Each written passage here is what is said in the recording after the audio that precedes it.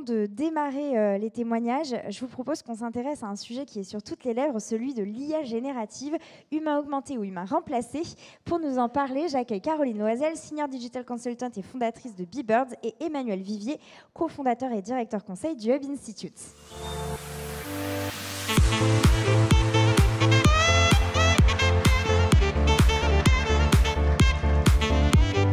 Bonjour Caroline. Bonjour Emmanuel, ça faisait longtemps. Voilà, bonjour à toutes et à tous, ravi d'être avec vous pour cette journée. Effectivement, on voit que ça bouge pas mal dans les entreprises, dans les organisations. Bon, on a eu le Covid, l'inflation, le quiet leave, enfin Big Quit, il s'est passé plein de choses. Et effectivement, depuis les 18 mois, on a l'IA générative qui est en train d'accélérer un peu partout. Je pense que vous en entendez parler tous les jours. Et moi, je trouve ça génial. Vraiment, voilà, t'es sûr, voilà, t'es sûr parce que ça me rappelle un peu la révolution du Web 1, du Web 2.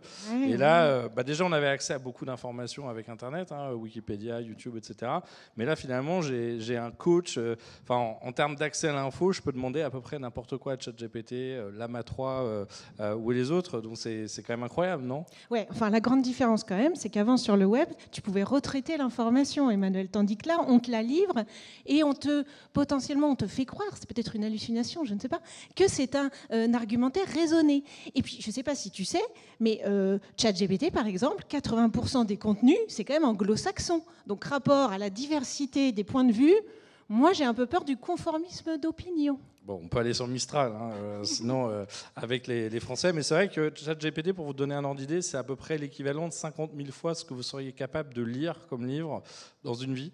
Alors, c'est pas dire qu'on a besoin de toute l'information qui est, mais quand même. Et du coup, on gagne du temps parce que je peux lui demander de synthétiser, je peux lui demander de traduire, je peux lui demander de résumer un doc à moi en français si du coup, effectivement, tu trouves que c'est trop anglo-saxon sur l'application. Oui, mais alors en même temps, là je vais faire appel à Hartmut Rosa, grand philosophe qui parle beaucoup de l'accélération technologique et qui nous pose une très bonne question qui nous dit mais que perdons-nous à gagner du temps?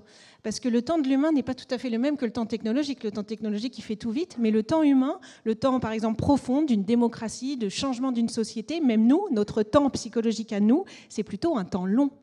Donc je ne sais pas si finalement... Ou à moins qu'on se mette tous à la semaine de 4 jours. Alors d'accord, là, 100% d'IA partout, moi je veux bien. Bon, ça, il va falloir discuter entre RH de ce qu'on fait du gain de productivité. Mais après, ce n'est pas qu'un gain de temps ou de productivité. D'ailleurs, il n'y a pas que ChatGPT. Tu prends Midjourney, DALL-E, tous les Adobe Firefly, tous les outils pour créer des images. Voir des vidéos avec Sora, c'est quand même incroyable. D'un seul coup, avant, tu étais limité par ton budget, tu étais limité par des contraintes techniques. Là, d'un seul coup, tu as envie de faire un éléphant sur la Lune en train de cracher du feu. C'est possible. Donc, ça t'ouvre un champ de créativité incroyable quand même. Alors, sur la créativité, OK, je prends le point, je suis d'accord avec toi. C'est un grand partenaire de brainstorming. Ça, je suis OK. Par contre, il y a une étude du BCG qui montre que sur la résolution de problèmes complexes, là, on est quand même mieux entre humains pour le faire. Parce qu'il y a un truc que l'IA n'a pas encore, écoute, je ne sais pas ce que va avoir l'IA, c'est l'intelligence situationnelle, la compréhension des contextes. Et ça, on a encore ça pour nous, donc jusqu'à quand? À voir. Ouais, mais bon, d'accord, elle n'est peut-être pas l'intelligence situationnelle. D'abord, elle est rapide, et puis surtout, elle nous gagne du temps. Elle est disponible 24 heures sur 24, 7 jours sur 7. Tu peux l'interroger 152 fois d'affilée si tu as envie. À n'importe quelle heure. À n'importe quelle heure. Donc, si tu es des juniors, tu vois, c'est du gain de temps. Ça te simplifie les choses. Et puis, c'est vrai, on est tous à chercher du temps, on est tous sous l'eau. Donc, on va pas pleurer si, sur certaines choses, sur certaines tâches, en tout cas, à défaut d'un job complet, on peut gagner du temps, non ? Oui, alors je te rejoins aussi là-dessus. Maintenant, ça me questionne, moi, sur l'effort dans le travail qu'on fait, le plaisir dans le travail qu'on fait. Le plaisir de souffrir, le tripalier. Non, le plaisir de faire un résumé. Peut-être que moi, faire un résumé, tu vois, ça me fait kiffer, tu vois. Le plaisir, l'authenticité à faire quelque chose qu'on a créé par nous-mêmes. Donc, ces dimensions-là, je ne sais pas finalement si on peut, tu vois, les maintenir. Et tu vois, j'ai une peur, c'est que finalement, on va encore avoir plus de bullshit jobs. Ok. Et je ne pense pas qu'au contraire, ça nous permette d'inventer le futur, puisque là, d'un seul coup, j'ai accès à plus de connaissances, je peux en fait progresser plus facilement, parce que dès que j'ai une question, je peux aller un peu plus loin si j'ai la motivation et si j'ai l'intérêt pour demander à ces IA de m'épauler et de m'aider à progresser. Alors oui, je suis d'accord, il y a beaucoup de data du passé et c'est vrai qu'elles ont la capacité à nous donner une vision assez synthétique. Maintenant, tu vois, la projection dans le futur, je ne suis pas certaine qu'une IA puisse projeter des choses et je pense encore, alors ça doit me rassurer, je sais, pour me lever encore le matin, mais que toute forme de projection dans le futur, cette qualité humaine qui est cette forme d'utopie idéaliste d'un monde meilleur, ça appartient encore à l'être humain. Bon, même si je pense que dans quelques entreprises, il y a aussi quelques humains qui sont un peu ancrés dans le passé. Mais bon. C'est vrai. Alors, effectivement, on voit que le sujet de l'IA et de l'IA générative, donc qui est plutôt sur la partie création, édition de contenu, il est vaste, ça pose autant de questions que ça apporte de début de réponse, puisqu'on n'en est encore qu'au début, 18 mois depuis l'apparition de ChatGPT et des multiples applications qui suivent. Du coup, tu nous en dis 2 mots en synthèse ? Donc là, ce qu'on vous a fait, on ne vous avait pas prévenu, mais c'était une joute oratoire, un débat contradictoire. Voilà, vous avez bien reconnu qu'Emmanuel était à fond pour l'IA et moi, je doutais, je questionnais.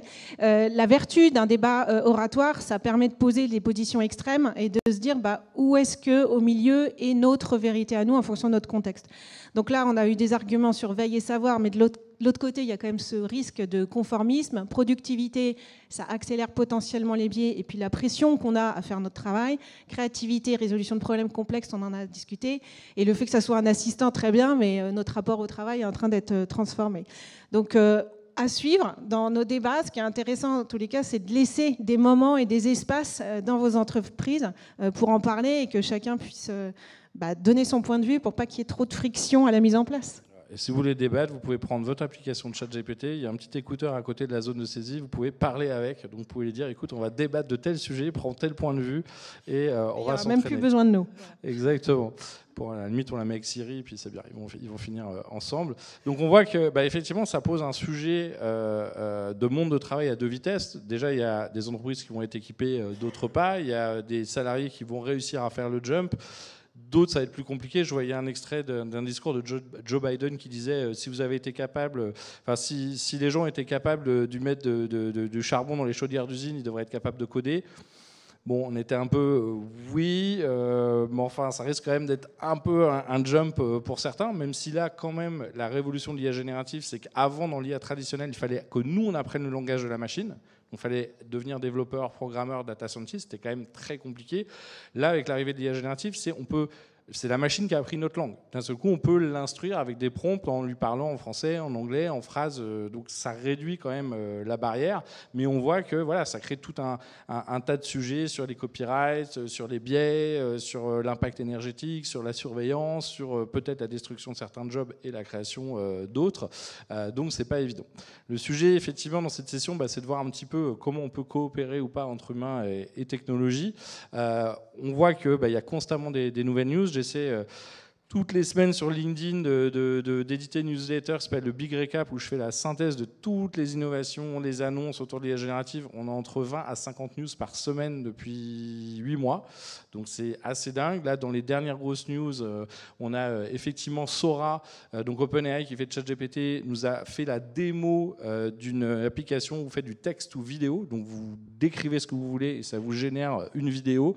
Et donc là, c'est Hollywood qui est complètement tétanisé, puisque normalement, il faut organiser un tournage, un casting, des acteurs. Et là, vous décrivez la scène que vous voulez et ça vous génère une vidéo pour vous. Là, on a quelques exemples ici. Le PDG d'OpenAI, d'ailleurs, Sam Altman, veut lever 7 000 milliards, donc 7 trilliards de dollars. Donc, je ne sais pas si vous voyez. Google, Apple, Facebook, Amazon ensemble, c'est 9 trilliards. Lui, il veut juste lever l'équivalent de 3 des 4 boîtes pour aller encore plus loin, pour investir dans l'IA, pour fabriquer des puces.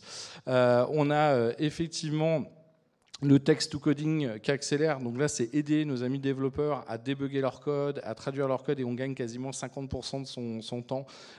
Et certains nous disent que l'IA va écrire 80% du code d'ici 5 ans. Donc nous qui avons du mal à recruter des profils IT, peut-être que demain, ce sera des profils IT avec un assistant.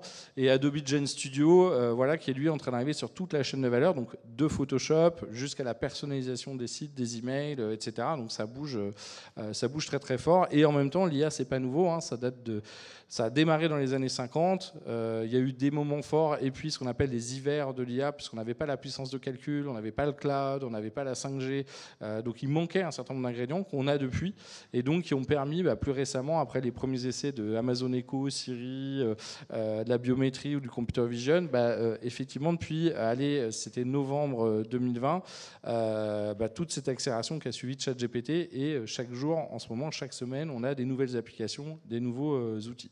En fait, l'arrivée de ChatGPT, c'est un peu l'arbre qui cache la forêt, mais c'est un moment bascule. C'est un peu comme l'arrivée de l'iPhone dans la téléphonie. Il y avait déjà BlackBerry, il y avait déjà Palm Pilot, mais c'est vraiment ce format-là, d'un seul coup, qui a amené la bonne recette avec les bons ingrédients. Eh bien, ChatGPT, c'est la même chose. L'API existait depuis 1 an. Moi, je ne l'avais pas vu. Enfin, il fallait vraiment être un geek pour l'utiliser. Le fait de l'avoir rendu accessible gratuitement, multilingue dans tous les pays, a fait que les gens s'en sont emparés. 100 millions d'utilisateurs en 2 mois. Sans pub, on voit bien qu'il s'est passé quelque chose, et depuis, c'est le 16e site au monde.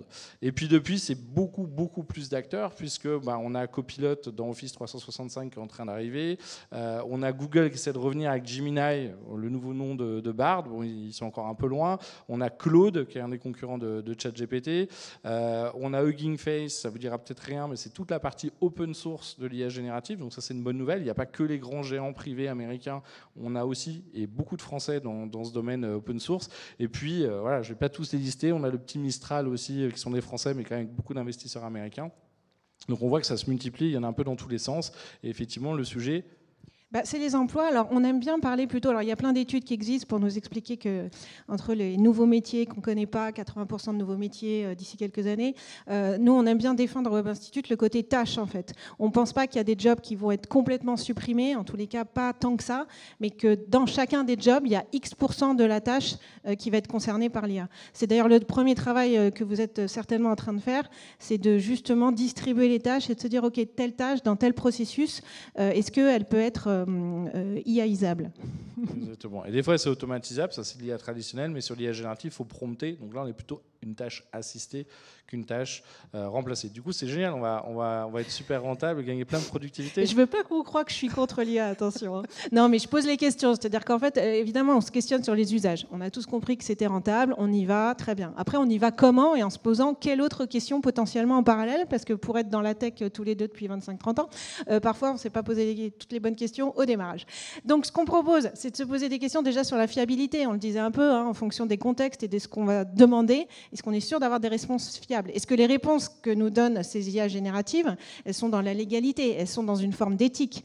Est-ce que c'est vraiment interopérable? Je parlais de la distribution des tâches entre l'humain et la tech, mais est-ce que vraiment c'est au bon moment qu'on le fait? Parce que est-ce que ça ne va pas faire un être humain derrière, un collaborateur qui est en panique de recevoir le résultat d'IAGène et puis finalement il ne sait pas quoi en faire? Ça s'appelle l'interopérabilité. Est-ce que c'est durable? Impact. Bon, j'ai été à une formation il n'y a pas très longtemps, une grande boîte du CAC 40 qui disait j'ai interrogé Microsoft sur les effets. Bon, ils ne répondent pas. Il n'y a pas de transparence aujourd'hui sur ce sujet-là. Et puis désirable. Est-ce que l'expérience collaborateur qui va être tirée avec l'IAGène, elle est OK? Est-ce que l'expérience utilisateur, l'expérience client, elle sera vraiment meilleure parce qu'on a utilisé l'IA? Donc voilà, des questions en tous les cas qui me semblent importantes de se poser, en tous les cas de l'avoir dans un coin de notre tête. Et puis qui évidemment vont varier selon les contextes et les industries. Si mon IA se trompe sur mon communiqué de presse que je relis, ça va se gérer. Si elle se trompe sur un diagnostic médical, c'est plus ennuyeux. Donc ça, là aussi, il y a vraiment des industries qui n'ont pas tout à fait les mêmes contraintes. Et c'était assez intéressant. On a le PDG de L'Oréal, Nicolas Hieronymus, alors qui n'est pas du tout contre l'IA et l'IA générative, mais qui est spécifique. Donc eux, ils ont pris une décision. Légalement, ils peuvent l'utiliser. Eux s'interdisent d'utiliser l'IA générative pour représenter des personnes. Alors, on va voir tout à l'heure, hein, ils font plein d'autres choses, des packshots, de la déco. Vraiment, ils sont d'ailleurs très avancés sur l'IA. Mais ils se sont dit, nous, on s'interdit éthiquement de représenter des personnes. Finalement, on critiquait l'industrie de la beauté de temps en temps pour faire trop de retouches. Si demain, c'est même plus des vraies personnes, ils sont plutôt malins en se disant on va casser cette zone de confiance. Donc on voit bien qu'il y a la légalité et après il y a ses valeurs, son éthique, à chacun de trouver, c'est pas parce qu'on peut le faire qu'il faut le faire, voilà, la désirabilité ou la responsabilité. Donc il va falloir réfléchir intelligemment derrière tout ça. Bon, ça, c'est la dernière news qu'a posté Emmanuel il n'y a pas longtemps sur son LinkedIn. Et j'étais là. Donc, infirmiers et infirmières artificielles, voilà, hein, ça va être potentiellement possible. C'est surtout moins cher, parce qu'aux États-Unis, où ça sort, effectivement, ils ont un léger problème avec le coût de la santé. Mais effectivement, l'idée, encore une fois, c'est pas de remplacer l'infirmier ou l'infirmière, mais c'est sur certaines tâches. Donc là, par exemple, récupérer des informations en amont d'un diagnostic, en amont d'un rendez-vous, plutôt que d'utiliser du temps de quelqu'un pour demander remplissez la fiche, le nom, le prénom, votre groupe sanguin, etc. Là, on va pouvoir mettre des bots pour gagner du temps sur ces tâches-là. Évidemment, on n'en est pas encore au robot qui vient nous ausculter, enfin, j'espère. Et là, on voit bien, et d'ailleurs, c'était bien redit dans toutes les réactions du poste, qu'on sait aussi que voilà, dans toute cette relation humaine, cet échange, ce soutien, cette sensibilité, c'est hyper important dans le soin et l'accompagnement des patients. Mais en même temps, voilà, il y a des parties administratives un peu reloues à décharger. Mais tu vois, avant ça, moi j'ai vu un reportage aux 20h de TF1 il n'y a pas très longtemps. Je ne regarde pas tout le temps le 20h, mais cette fois-ci oui. Et c'était super intéressant parce qu'il y a déjà des choses à transformer indépendamment de la tech.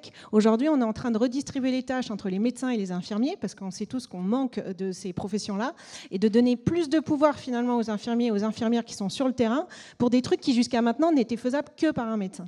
Donc c'est bien que la tech puisse faire des choses, mais peut-être qu'aussi en amont, on a encore des choses à améliorer dans notre coopération entre les êtres humains. Ouais. Tout à l'heure, on parlait de responsabilité environnementale. Donc, un des sujets, c'est effectivement l'énorme nécessité de puissance de calcul. Alors, ce n'est pas le métaverse, mais en tout cas pour entraîner les modèles d'IA générative. Après, à l'usage au quotidien, ce n'est pas énorme, mais si on se met tous à les utiliser beaucoup plus. Donc, la bonne nouvelle, c'est que Intel, Nvidia et tous les autres sont en train de nous faire des bien meilleurs processeurs, 30 fois plus puissants, 25 fois moins consommateurs, donc presque plus rapide que la loi de Moore. Mais c'est quand même intéressant de savoir que Sam Altman, il a investi 375 millions de dollars, donc c'est le PDG d'OpenAI, dans une boîte qui veut faire des nano-centrales nucléaires à fusion. Et je pense qu'il est quand même assez informé sur la conso énergétique de ces outils. Donc on se dit qu'effectivement, ils ont l'air d'être quand même assez conscients que ça risque de nécessiter plus d'énergie malgré toutes les économies, les modèles plus petits, les modèles qu'on utilise en local. Et on voit bien cette IA, finalement, elle risque d'exploser parce que demain, dans l'éducation et la formation, dans les services publics, dans les santé et bien-être, là, on a notre Premier ministre qui nous a annoncé que l'IA arrivait pour réduire la bureaucratie dans l'administration française, pour réduire le temps de prise au téléphone des administrations. Pour réduire le nombre de pages dans le Code du travail. Voilà, ça ne marche pas trop pour le moment. Tourisme, telco, retail, marketing et pub, mais je pourrais mettre logistique, transport, enfin voilà, on sent qu'il y a de la data, finalement on a fait notre révolution data, enfin pour la plupart des boîtes dans toutes les industries, maintenant on va devoir l'exploiter avec de l'IA. Et puis on voit bien que évidemment il y a la pub, l'entertainment, les industries créatives, la banque et l'assurance, avec l'hospitality, les réseaux sociaux, le luxe et la beauté, l'énergie, enfin on pourrait les lister, tout le monde va être impacté d'une manière ou d'une autre, et en particulier tous les métiers du tertiaire avec l'IA générative et plutôt tous les métiers du secondaire ou de l'industrie avec l'IA plus traditionnelle. On s'ennuie un peu. Ouais, moi je trouve aussi. On balance une chanson ? Voilà, donc là, on va vous montrer Udio, qui est un des derniers outils qui est sorti de texte ou musique, et on va en faire une chanson ensemble. Ça vous botte un peu ou pas ? Alors on va faire la chanson des DRH. Donc est-ce que Mathias est en place ? Ouais, super. Bon, donc on va faire un petit prompt ensemble. Alors, on va trouver 3 adjectifs sur le métier de DRH. Alors, qui se lance ? Des mots qui seront dans la chanson, hein. Alors, on y va. Pardon ? Talent. Talent, d'accord. Donc tu notes, Mathias. Innovant. Passionnant. Alors, on va essayer avec ces 3 mots-là. Et puis, on va choisir quoi comme style de musique ? De la pop quoi ? Allez, on va être encore plus précis. De la pop coréenne, de la K-pop. Alors, pour les paroles, ça va être... Bon, on va essayer. Hein. Et Mathias essaie de nous faire un morceau en K-pop avec une chanson en français, avec talent, passionnant et innovant. Bon, on aura les résultats dans ça quelques prend à peu minutes. près 1 minute et demie, 2 minutes. Donc, on va avancer quelques slides. Et on a plus de 2 minutes. Voilà, et c'est parfait. Donc, parce qu'on se disait tout à l'heure dans la joute oratoire, c'est qu'indépendamment du fait qu'on puisse le faire, que ça soit éthique, etc., mais est-ce que vraiment, nous, en tant qu'êtres humains, ça ne va pas nous enlever un peu de plaisir, de goût de l'effort, d'une forme d'authenticité par rapport à ce qu'on produit ? Voilà, c'est dans notre rapport au travail, qu'est-ce que ça vient changer ? Future of AI, c'est toi, ça, hein? Voilà. Moi, je me dis que finalement, ça va changer tellement de choses que peut-être que c'est nos amis de Cadbury India qui nous ont fait un petit spot assez rigolo, qui nous explique qu'on va lancer la Do Nothing University, puisqu'on va être tellement assisté par l'IA. Looking to upskill for the future? This new AI can perform all coding jobs in seconds, including blockchain development. While this AI is already outperforming accounting firms. Meanwhile, the new graphic design AI aims to automate graphic design and could minimize the need for... Relax. Because in a future where AI does most of the work, there'll be one thing that humans will finally get to do all day long. Nothing. So it's time to learn the most essential skill of the future. 5-Star presents Nothing University with the first ever diploma program in doing nothing. An intensive course covering the most future-ready skills out there.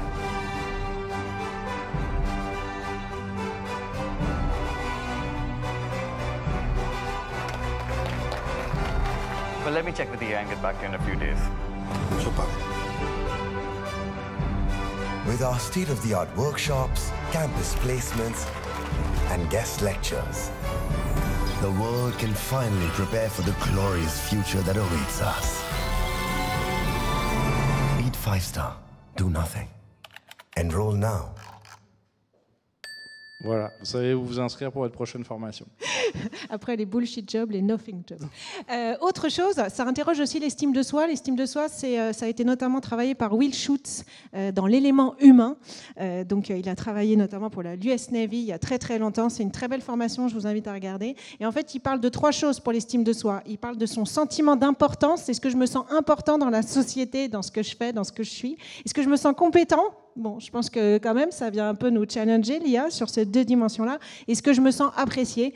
Donc, c'est vrai qu'une des solutions, au web, on n'est plutôt pas forcément pour se dire oui, alors on va laisser le codir, l'IT réfléchir à ce sujet, et puis après, on dira, il y aura une charte, etc. On est plutôt à se dire en intelligence collaborative et sous forme d'hackathon assez puissant et assez régulier, pour du coup se dire, mais c'est quoi l'impact finalement sur chacun? L'intelligence collaborative, justement, pour mieux se questionner, donc ça peut se traduire notamment chez Bluenove, qui est une entreprise d'intelligence collective. Ils commencent à faire régulièrement des bulles de convivialité. Alors, c'est tous les 3 à 6 mois pour l'instant, parce qu'aujourd'hui, les usages ne sont pas encore complètement encadrés. Donc, comment on co-construit? On se dit, oui, c'est vrai qu'à ce moment-là, aujourd'hui, dans notre processus de travail, oui, c'est intelligent, c'est pertinent. Ça ne nous enlève pas tout notre plaisir à faire un travail, parce que, par exemple, le questionnaire, c'était un grand plaisir pour eux d'administrer des questionnaires et de produire les questionnaires. Aujourd'hui, c'est fait en 3 minutes par ChatGPT. Sauf que, du coup, quelle est encore notre valeur et notre plaisir au travail? Alors, dans les boîtes qui sont en train de bouger fort, par exemple, Publicis a annoncé qu'ils allaient investir 300 millions pour complètement repenser leur process. Donc là, ils sont en train de créer une super IA où on a un onglet pour les gens qui font les études de marché, un autre pour l'achat média, un troisième pour la partie créa, l'autre pour le coding et le dernier pour la gestion de projet. Donc, c'est pas de remplacer, c'est de mettre tous les outils de manière agrégée pour assister tous ces collaborateurs qui sont plutôt dans le domaine créatif et avoir demain un workflow qui a été entièrement repensé où finalement toute une partie des tâches est assistée, enrichie. Voilà, on a toujours des créatifs, mais on va leur mettre les bons outils. Donc eux sont en train de rebuilder toute cette solution-là et demain d'en vendre des versions adaptées à leurs clients. Je parlais de L'Oréal tout à l'heure. Ils ne sont pas du tout en train de dire qu'ils ne font pas d'IA, puisque déjà ils ont lancé leur division Beauty Tech dans laquelle maintenant ils vendent des objets connectés. Ça va du miroir au sèche-cheveux à l'outil de diagnostic. Donc maintenant de la data, de l'IA, du software, du hardware. Ils ont signé des deals avec Nvidia pour faire du texte ou image pour tout ce qui est packshot produit, texte ou vidéo pour mettre en scène ces produits. Ils bossent aussi avec le gaming. Donc on est vraiment dans cette idée de créativité augmentée tout en cadrant les choses, s'interdisant certaines choses, en suivant évidemment la réglementation et en suivant l'évolution de tous ces outils qui ne sont pas du tout encore matures. Mais eux se sont dit on saute tout de suite dans le train et on va accompagner nos équipes, on va continuer de tester des choses.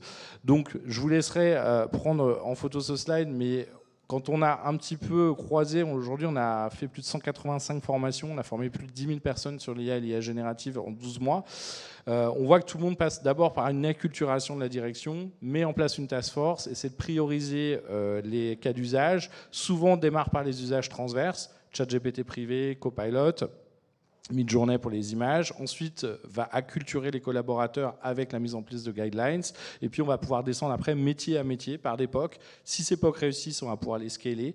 Et effectivement, pour quelques-uns des jobs dont le plus de tâches vont être impactées, là, il y aura un accompagnement, un reskilling, un upskilling, des mouvements à l'intérieur. Donc, ça se gère. Tout le monde expérimente, teste, essaie d'assister le mouvement. On va dire que personne n'a encore tout déployé et maîtrise entièrement le sujet, mais en tout cas, ça bouge très fort. Donc il y a la vision techno-positive, il y a la vision aussi techno-critique.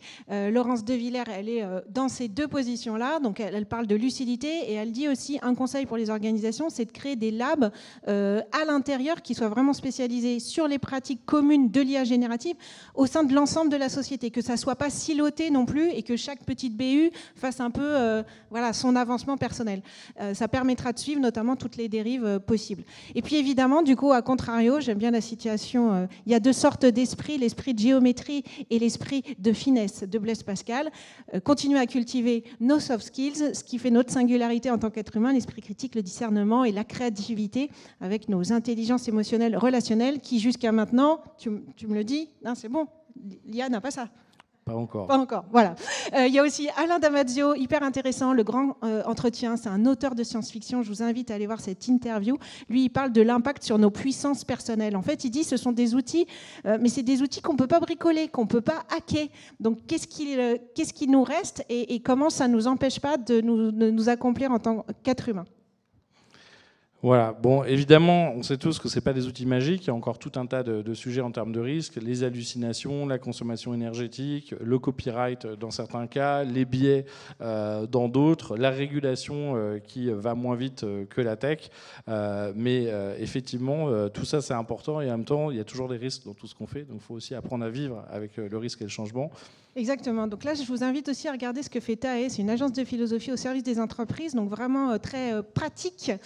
Et donc voilà, ils ont cette boussole qui nous permet de nous questionner, que ce soit sur le côté idéologique, le côté décisionnel, le côté impact sur les comportements et l'écologie. Et donc, comme j'ai assisté à une de leurs formations, c'était intéressant de voir toutes les questions derrière que ça peut faire émerger. Quels sont les KPI pour mesurer la bonne intégration de l'IA? Parce que si c'est juste la rentabilité, pourquoi pas? Mais que tout le monde soit d'accord avec cette valeur qu'on va placer au centre. Quelle valeur d'ailleurs accordons-nous aux résultats de l'IA? Finalement, au nom de quoi on souhaite vraiment mettre l'IA dans notre métier, dans notre process? Voilà, pourquoi? Quels bénéfices en termes d'expérience client, prestataire, collaborateur?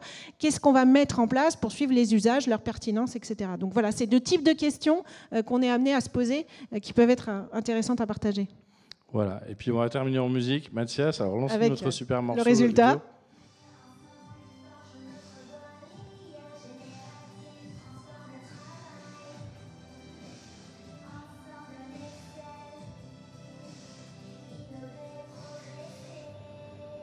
On n'est pas trop mal, hein.